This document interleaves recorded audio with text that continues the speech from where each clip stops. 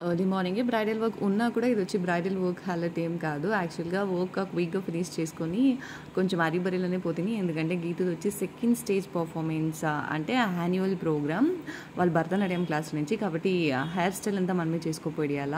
So కాబట్టి కొంచెం late చాలానే అయిపోయింది. అక్కడ పోయే ముందుకి మేకప్ వచ్చి లాస్ట్‌లో చేసినారు.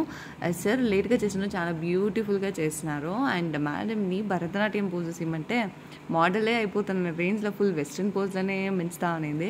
అండ్ క్విక్‌గా పూజ అంతా స్టార్ట్ చేసి గెస్ట్ వెల్కమ్ అంతా చేసి ఫస్ట్ పర్ఫార్మెన్సే గీతుద్దా అనింది. ఐ మీన్ గీతు బ్యాచ్‌ది చాలా బాగానే చేసింది. ఐ మీన్ అంతా చిన్నలో చాలా బాగా చేసింది. పోయేసి వచ్చేసి రివ్యూ అంతా అయితే స్టార్ట్ చేసింది. అంతేకాకుండా టైర్డ్ వేర్ అయిపోయింది. ఇదే కాదు ఇంకా ఒక 2 పర్ఫార్మెన్స్ ఉన్నింది.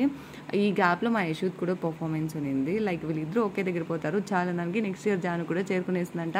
ఫుల్ ప్రిపేర్ అయిపోతా ఉన్నింది యాక్చువల్‌గా మా జాను. ఈవెంట్ అయిందే లైక్ అవుట్ఫిట్ అంతా చేంజ్ చేసుకొని వచ్చేసినాము.